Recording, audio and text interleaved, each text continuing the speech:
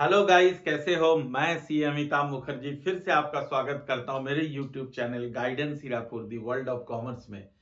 Business studies class 12 का ये lecture number 2 है। हम लोग चैप्टर 1 को कवर कर रहे हैं। चैप्टर 1 कौन सा सर? चैप्टर 1 है nature and significance of management.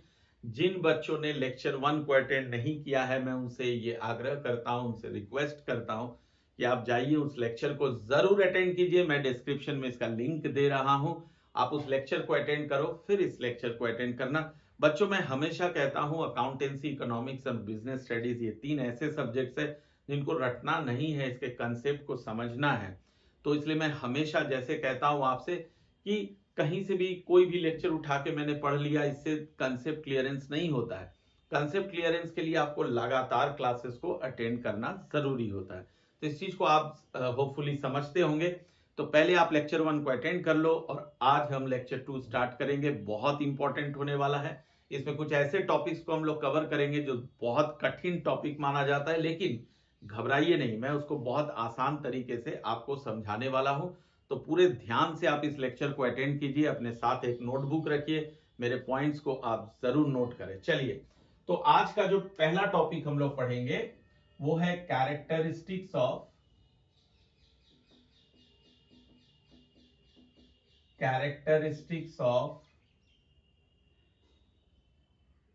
Management. Management के क्या क्या कैरेक्टरिस्टिक्स होते हैं, मैनेजमेंट का नेचर क्या है, ये अभी हम लोग सीख रहे हैं। ठीक है, तो देखो बहुत सिंपल है। सबसे पहला जो कैरेक्टरिस्टिक्स है, कहता है कि management is a goal oriented process. Management is a goal oriented process, सही है ना। मैनेजमेंट का मतलब ही होता है एक गोल क्रिएट करना, एक ऑब्जेक्टिव सेट करना किसी भी ऑर्गेनाइजेशन के लिए।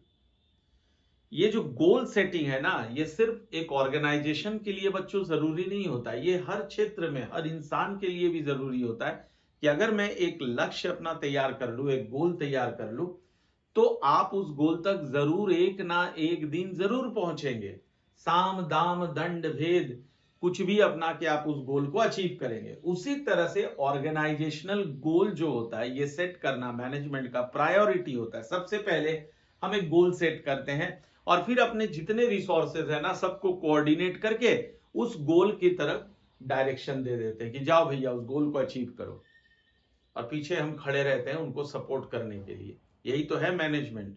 तो मैनेजमेंट का सबसे पहला कैरेक्टरिस्टिक्स होता है कि आप एक ऑब्जेक्टिव क्रिएट करो, एक ऑब्जेक्टिव क्रिएट करो।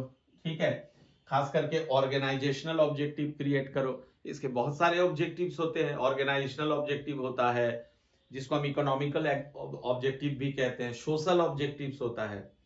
तो काम ही है हमारा सबसे पहला कि एक गोल क्रिएट कर दो, और हमारे यहाँ जितने भी रिसोर्सेस है, जितने लोग काम कर रहे हैं, जितना पैसा हम खर्च कर रहे हैं, सबको उस डायरेक्शन में भेज दो। उस गोल को अचीव करने के लिए सबको लगा दो और सपोर्ट के लिए तुम खुद खड़े रहो। यही तो है मैनेजर का रोल।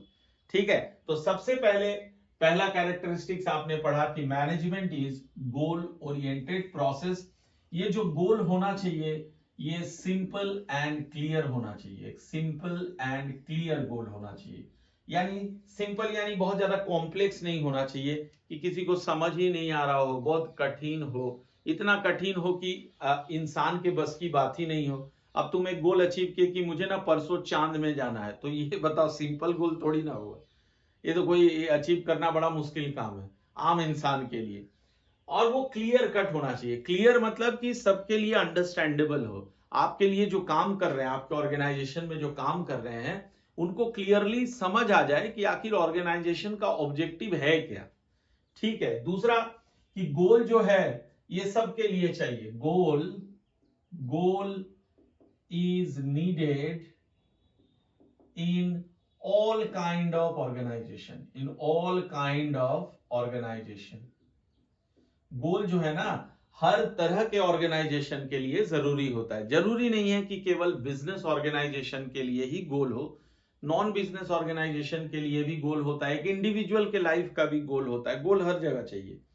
ठीक है, तो सबसे पहला चीज हमने देखा management is a goal oriented process. Second number में आता हूं, सेकंड कैरेक्टरिस्टिक्स है management is pervasive. Management is pervasive in nature.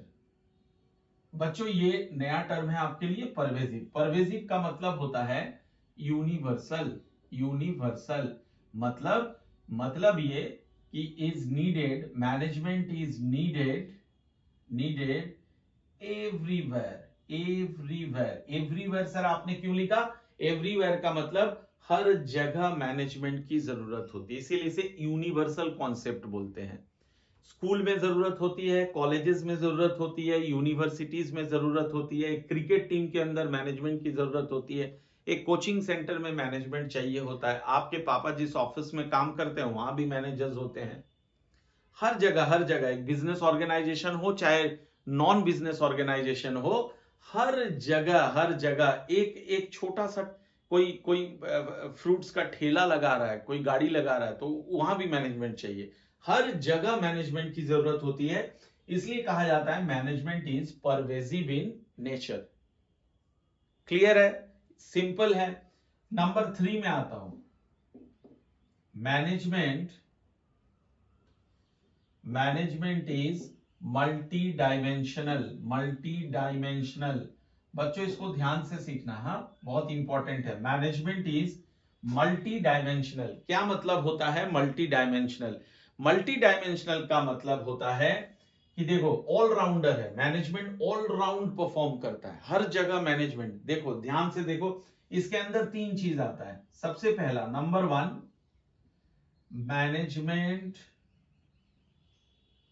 Management of work, number 2 management of people, and number 3 management of operation. Sir समझाइए इन सब का मतलब क्या होता है। ठीक है आओ समझते हैं। कहता है मैनेजमेंट इज मल्टी डायमेंशनल, उसका कोई एक सिंगल डायमेंशन नहीं होता है, वो इधर भी जाता है, इधर भी जाता है, इधर भी जाता है, हर तरफ फैला हुआ है मैनेजमेंट। तो सबसे पहले इसके अंदर आता है मैनेजमेंट ऑफ वर्क। बाबू ऐसा है कि देखो अलग अलग ऑर्गेनाइजेशन का ना अलग अलग वर्क होता है, अलग अलग वर्क होता है। जैसे एक स्कूल है, उसका वर्क होता है एजुकेशन डिलीवर करना। एक हॉस्पिटल है, उसका वर्क होता है पेशेंट्स को अच्छे से ट्रीटमेंट करना। एक फैक्ट्री है, वहां का काम होता है एक गुड्स एंड सर्विसेज को सही समय पे सही क्वालिटी का गुड्स एंड सर्विसेज प्रोड्यूस करना। तो इस तरह से अलग अलग ऑर्गेनाइजेशंस के अलग अलग वर्क्स होते हैं। ठीक है, तो मैनेजमेंट ऑफ वर्क का मतलब होता है व्हाट टू डू, हमें करना क्या है, हमें करना क्या है ये डिसाइड करना। Management of work means what to do, हमें करना क्या है, हमारा मेन पर्पस क्या है। हम स्कूल ओपन कर रहे हैं तो हमारा मेन पर्पस क्या है? हमारा मेन पर्पस है एजुकेशन डिलीवर करना, और सिर्फ एजुकेशन डिलीवर करना एंड नथिंग एल्स।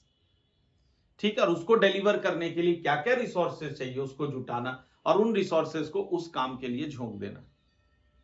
एक फैक्ट्री है जो शूज बनाती है, तो उसको डिसाइड करना है कि मुझे शूज बनानी है, व्हाट टू डू मतलब मेरा पर्पस है शूज बनाना, और उसके लिए मुझे रिसोर्सेज जुगाड़ करना है, और फिर उन रिसोर्सेज को उस ऑब्जेक्टिव के पीछे छोड़ देना है। ठीक है, तो this is called management of work. पहले अपने काम को समझिए और उस काम का गोल उसी वर्क को अपना गोल बना लीजिए, और उस गोल के पीछे सारे अपने रिसोर्सेज को झोंक दीजिए। इसे कहते हैं मैनेजमेंट ऑफ वर्क। दूसरा है management of people, who to do it. यानी यहां पे जो मैंने गोल सेट किया कि मुझे करना क्या है, हमारा वर्क क्या है, वही हमारा गोल है। अब उस गोल को पूरा कौन करेगा? तो that is called management of people. अच्छे लोगों को, एफिशिएंट लोगों को उस काम के लिए लगा देना, उनको मोटिवेट करना। देखो कोई भी लोग जब एक ऑर्गेनाइजेशन को ज्वाइन करते हैं ना, कोई भी एम्प्लॉय है, सपोज वो किसी ऑर्गेनाइजेशन को ज्वाइन कर रहा है, तो उसके पीछे उसका मोटिव क्या रहता है, उसका कुछ पर्सनल नीड्स होता है। जैसे कुछ लोगों को रिकॉग्निशन चाहिए, कुछ लोगों को हाई सैलरी चाहिए, कुछ लोगों का ये होता है कि मुझे प्रमोशन चाहिए। तो अलग अलग लोगों का अलग अलग नीड्स है। तो मैनेजमेंट का काम होता है उनके इंडिविजुअल नीड्स को पूरा करवा के ऑर्गेनाइजेशनल गोल को पूरा कराना। उनके इंडिविजुअल नीड्स को पूरा करवा के ऑर्गेनाइजेशनल गोल्स को अचीव कराना, यह काम होता है मैनेजमेंट ऑफ पीपल का।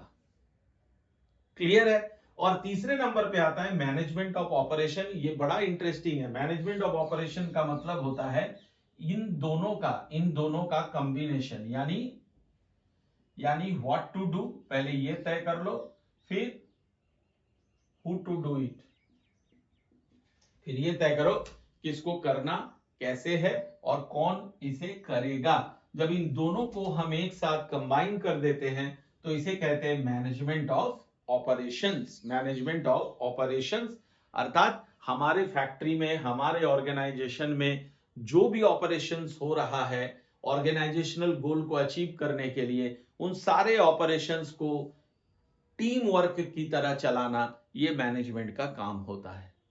उस ऑर्गेनाइजेशनल ऑब्जेक्टिव को अचीव करवाने के लिए उस सारे रिसोर्सेस को उस तरफ डायरेक्ट करना, ये मैनेजमेंट का काम होता है। तो मैनेजमेंट इज मल्टी डायमेंशनल में क्या क्या पॉइंट्स आ गया, management of work, management of people and management of operation. Hopefully आपको समझ आ गया। यस सर, ये तो बहुत इजी है। नेक्स्ट नंबर 4 की बात करता हूं। Management is a continuous process. Management is a continuous process. बाबू मैंने आपको बताया था अभी मैनेजमेंट के फंक्शंस में क्या क्या आता है। देखो, एक आता है प्लानिंग, फिर आता है ऑर्गेनाइजिंग, उसके बाद मैंने क्या बताया था, स्टाफिंग, फिर मैंने क्या बताया था, डायरेक्टिंग, और फिर मैंने क्या बताया था, कंट्रोलिंग।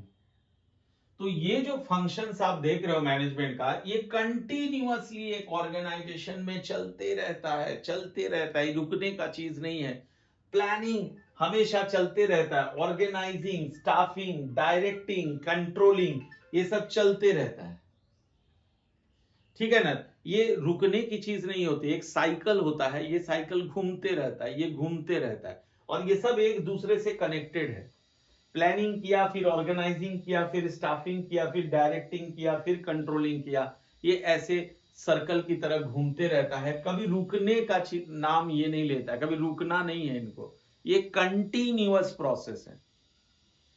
अंडरस्टैंड। तो इसीलिए कहा जाता है management is a continuous process. आपने प्लान कर लिया और ऑर्गेनाइजिंग को रोक दिया तो आप कभी ऑर्गेनाइजेशनल गोल को अचीव ही नहीं कर पाएंगे। आपने प्लानिंग कर लिया, ऑर्गेनाइजिंग कर लिया, स्टाफिंग रोक दिया तो आप कर ही नहीं पाएंगे ऑब्जेक्टिव को अचीव।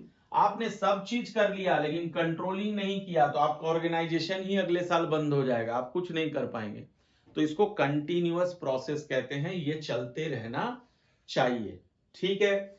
नंबर 5 की बात करता हूं। नंबर 5 है management is a group activity. Management is a group activity. इसको बढ़िया से समझने की कोशिश करो बाबू। ग्रुप एक्टिविटी का मतलब होता है team work. Team work plus coordination. Team work plus coordination, ये दो टर्म याद रखना। देखो, एक अगर बड़े ऑर्गेनाइजेशन में जाओगे ना तो वहां पे एक मार्केटिंग डिपार्टमेंट होता है, एक ह्यूमन रिसोर्स होता है, एक प्रोडक्शन डिपार्टमेंट होता है, एक फाइनेंस डिपार्टमेंट होता है, और हर एक डिपार्टमेंट को संभालने के लिए अलग अलग मैनेजर्स होते हैं। तो इनका काम होता है अपने इंडिविजुअल डिपार्टमेंट के ऑब्जेक्टिव्स को अचीव करना, and at the same time जब ये अपने डिपार्टमेंट्स के ऑब्जेक्टिव को अचीव करते हैं तो ऑटोमेटिकली ऑर्गेनाइजेशनल ऑब्जेक्टिव्स भी अचीव हो जाता है क्योंकि दूसरे से कनेक्टेड है। और ये अपने डिपार्टमेंट के ऑब्जेक्टिव्स को तभी अचीव कर पाएंगे जब ये बाकी डिपार्टमेंट्स के साथ मिलजुल कर काम करेंगे। अगर ह्यूमन रिसोर्स डिपार्टमेंट अच्छे लोगों को नहीं लाता है तो फिर मार्केटिंग डिपार्टमेंट डूब जाएगा। मार्केटिंग के लिए अच्छे लोग चाहिए जो कि अपॉइंट करता है ह्यूमन रिसोर्स वाले। समझ पा रहे हो ना? तो इस तरह से जितने भी डिपार्टमेंट्स है ऑर्गेनाइजेशंस के अंदर, सबको एक साथ काम करना चाहिए अपने ऑब्जेक्टिव के साथ साथ ऑर्गेनाइजेशनल ऑब्जेक्टिव को फुलफिल करने के लिए। और कोऑर्डिनेशन मतलब सारे डिपार्टमेंट्स को एकजुट हो करके काम करना चाहिए। जितने लोग वहां काम कर रहे हैं, जितने रिसोर्सेज है, सबका कोऑर्डिनेशन अच्छे से होना चाहिए। और इसीलिए इसको हम एक टीम वर्क बोलते हैं। It's a group activity. Isolated managers can not be a successful manager. वो कभी भी सक्सेसफुली अपने ऑर्गेनाइजेशनल ऑब्जेक्टिव को अचीव नहीं कर सकते हैं। क्लियर है? चलो नेक्स्ट कैरेक्टरिस्टिक्स में आता हूं, number 6, management is dynamic in nature. Dynamic in nature का मतलब होता है कि एक ऑर्गेनाइजेशन का जो एक्सटर्नल अफेयर्स होता है, लाइक पॉलिटिकल, सोशल, ठीक है, पॉलिटिकल यानी मान लो आज ये गवर्नमेंट है, कल दूसरा गवर्नमेंट आ गया, तो उनके पॉलिसीज के साथ अपने आप को एडॉप्ट कर लेना।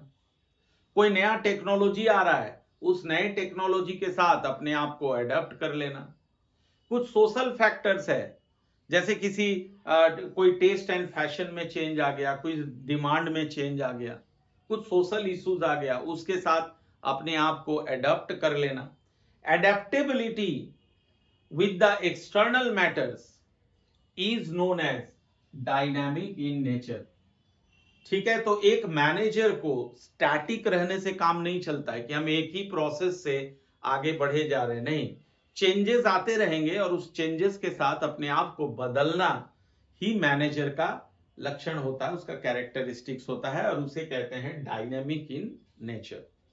ठीक है, नंबर 7 की बात करता हूं। Number 7 is management is intangible. Intangible मतलब बच्चों, इंटेंजिबल मतलब जिसको ना तो मैं देख सकता हूं और ना ही मैं टच कर सकता हूं। जो मैनेजर है वो टेंजिबल है, वहां काम करने वाले लोग टेंजिबल है, उसको मैं देख सकता हूं, छू सकता हूं। लेकिन जो मैनेजमेंट प्रोसेस है, it can not be seen and can not be touched. इसको आप केवल फील कर सकते हो। कब फील कर सकते हो? जब एक एम्प्लॉय का प्रमोशन हो रहा है, यानी वहां का मैनेजमेंट ठीक है। जब ऑर्गेनाइजेशनल टारगेट को हम पूरा कर पा रहे हैं, यानी वहां का मैनेजमेंट सही है। इसको फील करने का ये चीज है मैनेजमेंट। बात समझ रहे हो ना? Management neither can be seen nor touched, it's a matter which can be failed. और फेल्ड कब करते हैं? अभी मैंने समझाया आपको कि जब ऑर्गेनाइजेशनल ऑब्जेक्टिव्स अचीव हो रहा है, तो यानी हम समझ सकते हैं कि यहाँ का मैनेजमेंट अच्छा है, हम उसको फील कर सकते हैं। नहीं हो पा रहा है तो हम समझ जाएंगे मैनेजमेंट का हालत खराब है। इसलिए मैनेजमेंट को क्या कहा जाता है? Management is intangible in nature. तो होपफुली कैरेक्टरिस्टिक्स ऑफ मैनेजमेंट के ये 7 पॉइंट्स आपके भेजे में चला गया, होपफुली आपको समझ आ गया। चलिए बढ़ता हूं नेक्स्ट टॉपिक में। बच्चों अब बात करते हैं ऑब्जेक्टिव्स ऑफ मैनेजमेंट का। ऑब्जेक्टिव्स ऑफ मैनेजमेंट देखो बहुत इजी है, इसको बहुत आसान तरीके से आओ समझते हैं।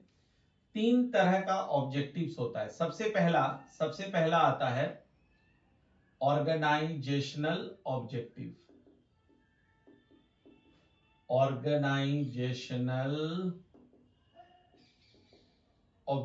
ठीक है। दूसरे नंबर पे आता है सोशल ऑब्जेक्टिव्स। ठीक है, अपना तो ऑब्जेक्टिव हम पूरा करेंगे, लेकिन साथ साथ सोसाइटी का भी ध्यान रखेंगे। और तीसरे नंबर पे आता है पर्सनल, यानी जो लोग हमारे यहाँ काम कर रहे हैं उनके ऑब्जेक्टिव को भी पूरा करना, इंडिविजुअल ऑब्जेक्टिव्स। तो बस देखो बहुत सिंपल है, यानी पहले अपने ऑर्गेनाइजेशनल टारगेट क्या है उसको पूरा करो, उसको पूरा करते वक्त सोसाइटी का भी ध्यान रखा करो कि सोसाइटी की भी आप कुछ मदद कर रहे हैं, और जो आपके लिए दिन रात काम कर रहे हैं उनके ऑब्जेक्टिव्स को भी पूरा करना आप एक अच्छे मैनेजर का कैरेक्टरिस्टिक्स होता है। ऑर्गेनाइजेशनल ऑब्जेक्टिव्स के अंदर बच्चों 3 चीज आता है, ये 3 चीज आपको अच्छे से याद रखना है। सर क्या क्या आता है? सर क्या क्या आता है? सबसे पहला आता है सर्वाइवल, सर्वाइवल। सेकंड नंबर पे आता है प्रॉफिट, और तीसरे नंबर पे आता है ग्रोथ, तीसरे नंबर पे आता है ग्रोथ। सर थोड़ा डिटेल्स में समझाइए। जी हाँ, मैं आपको समझा रहा हूं। देखिए, ऑर्गेनाइजेशनल ऑब्जेक्टिव्स का सबसे पहला ऑब्जेक्टिव है सर्वाइवल, यानी सबसे पहले तो मैंने कोई बिजनेस स्टार्ट किया है तो मुझे भैया लंबे समय तक सर्वाइव करना है, ये मेरा गोल होता है। ऐसा नहीं आज शुरू किया 10 दिन के अंदर इसे खत्म कर देना, ऐसा नहीं है। पूरे जोश के साथ स्टार्ट करना है, और हमारा हमारा जो व्यू है वो काफी लंबा होना चाहिए, लॉन्ग टर्म का होना चाहिए। तो ये आप तभी पूरा कर पाओगे, आप तभी मार्केट में सरवाइव कर पाओगे जब आपका रेवेन्यू, यानी आपका जो सेल है वो आपके कॉस्ट से ज्यादा हो। यानी आप अपने प्रोडक्ट को 10 रुपए में मैन्युफैक्चर कर रहे हो या खरीद रहे हो, तो उसे बेचना आपको ज्यादा में होगा। और जितना ज्यादा में बेचोगे, जैसे 10 रुपए का सामान आप 12 रुपए में बेच रहे हो, तो ये जो 2 रुपया आपको बेनिफिट हो रहा है, this is called profit, this is called profit. और profit is necessary for survival. ये 2 रुपया जो प्रॉफिट हुआ, यही आपको लंबे समय तक क्या कराएगा? सरवाइव कराएगा। आप लंबे समय तक सरवाइव तभी कर सकते हो जब आपके बिजनेस में प्रॉफिट होगा। और प्रॉफिट कब होगा? When your revenue will be more than your cost. ठीक है, हम सबको पता है इस प्रॉफिट को कमाने के लिए क्या करना होगा। एक बहुत इंपॉर्टेंट कहावत है, no risk no gain, no risk no gain. तो businesses always has to take risk, उनको रिस्क लेना जरूरी होता है। और जितना बड़ा रिस्क लोगे, प्रॉफिट उतना ज्यादा होगा और उतना लंबा तुम्हारा सर्वाइवल होगा। कम रिस्क लोगे, कम प्रॉफिट, सर्वाइवल के चांसेस कम हो जाते हैं। बड़ा रिस्क, बड़ा profit, long term survival. Clear है? और सबसे अंत में है ग्रोथ। अब देखो, इस प्रॉफिट का काम क्या होता है? इस प्रॉफिट का काम होता है कि तुम्हारे कैपिटल को इंक्रीज कर देना। तुम्हारे बिजनेस के लिए जो कैपिटल चाहिए ना, वो इंक्रीज होता रहता है अगर आपके बिजनेस में क्या हो रहा है? प्रॉफिट हो रहा है। और जैसे ही आपका कैपिटल इंक्रीज होता रहेगा, यानी आप क्या करोगे? नए नए ब्रांचेस ओपन करोगे। नए ब्रांचेस के लिए कैपिटल चाहिए, और प्रॉफिट आपके कैपिटल को बढ़ा रहा है, तो वो बढ़ा रहा है मतलब आप नया नया ब्रांचेस ओपन करेंगे, अपने प्रोडक्ट्स में कुछ और नए प्रोडक्ट्स ऐड कर दोगे, तो इसी को तो ग्रोथ कहते हैं। सेल्स का ग्रोथ हो रहा है, एम्प्लॉइज में ग्रोथ हो रहा है, आपका नया नया ब्रांचेस ओपन हो रहा है। ये तभी पॉसिबल है जब आपका क्या हो रहा है? प्रॉफिट हो रहा है, और वो प्रॉफिट आपका कैपिटल में ऐड होता जा रहा है। बात आ गई समझ में? तो ये था हमारा ऑर्गेनाइजेशनल ऑब्जेक्टिव्स। अब देखो, इन ऑब्जेक्टिव्स को पूरा करना तो जरूरी होता है, लेकिन सोसाइटी को भी ध्यान में रखते हुए हम उसको पूरा करते हैं। तो सर, सोसाइटल ऑब्जेक्टिव्स क्या क्या है? सोसाइटी के प्रति हमारा क्या क्या ऑब्जेक्टिव्स है? सबसे पहला ऑब्जेक्टिव है to avoid unfair practices, unfair practices. Sir, unfair practices यानी फ्रॉड करना, कंज्यूमर के साथ फ्रॉड करना, बैड क्वालिटी प्रोडक्ट्स बनाना और उसको बढ़े हुए दाम में बेच देना। ठीक है, रीजनेबल प्राइस में ना बेचना, उसको बढ़े हुए दाम में बेचना। जब मार्केट में प्राइस बढ़ जाता है तो कुछ बिजनेसमैन क्या करते हैं? तब अपने स्टॉक को बाहर निकालते हैं ताकि उनको प्रॉफिट ज्यादा हो। और जब मार्केट में प्राइस डाउन हो जाता है किसी प्रोडक्ट का, तो वो अपने स्टॉक को अंदर लेके छुपा देते हैं।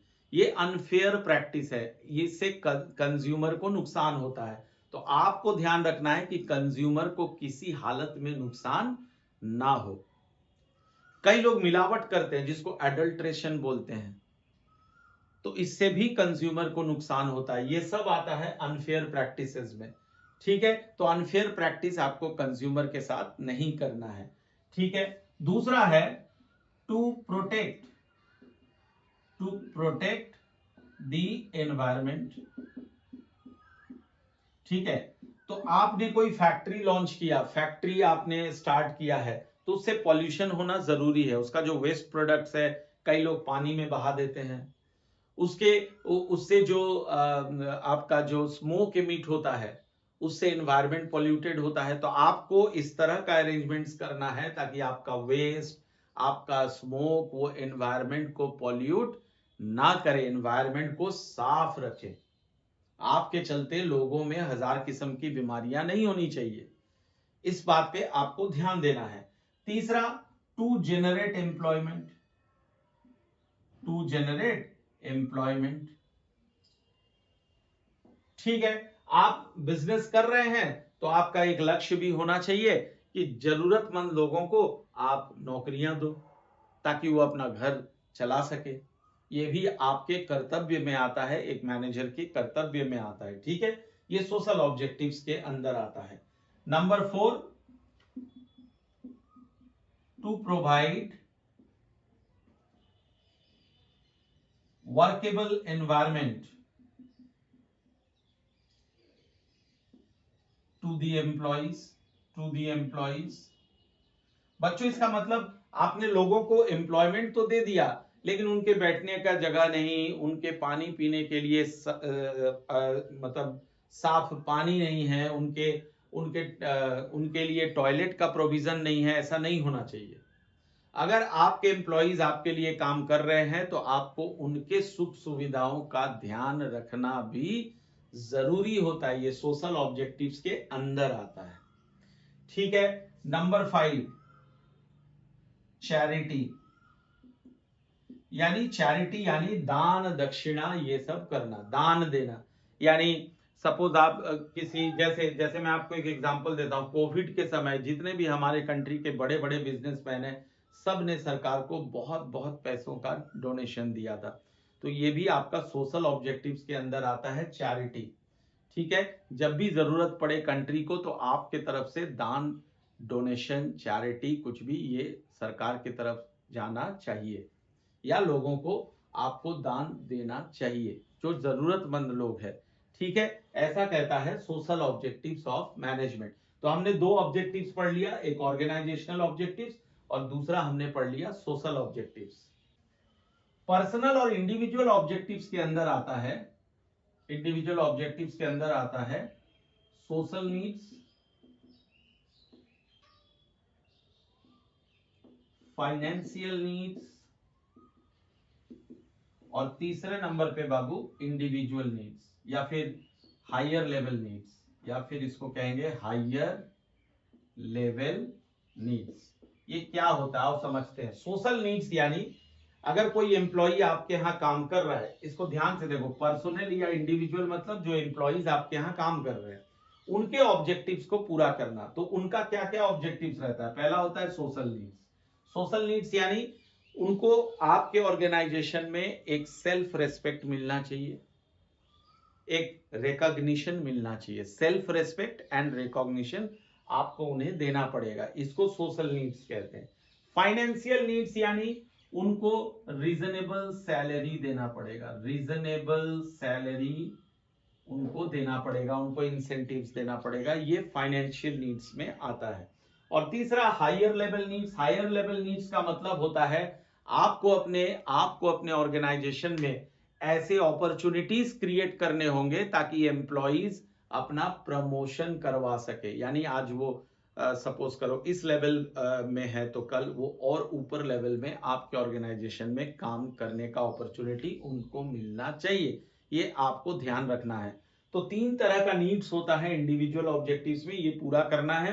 पहला सोशल नीड्स, दूसरा फाइनेंशियल नीड्स, तीसरा higher level needs. Social needs में मैंने क्या बोला, सोशल नीड्स में उनको सेल्फ रेस्पेक्ट दीजिए, उनका रिकॉग्निशन कराइए। ठीक है, फाइनेंशियल नीड्स में आप उनको रीजनेबल सैलरी दे दो, हायर लेवल नीड्स में आप उनको अपॉर्चुनिटी दो फॉर देयर ग्रोथ। तो ये आपको मैंने समझाया about the objectives of management. उम्मीद करता हूं आज का ये दोनों टॉपिक बिल्कुल आपको समझ आ गया, इट इज एब्सोल्युटली क्लियर। मिलते हैं अगले क्लास में with next topic and lots of case studies. तब तक के लिए बच्चों, जय हिंद, जय भारत।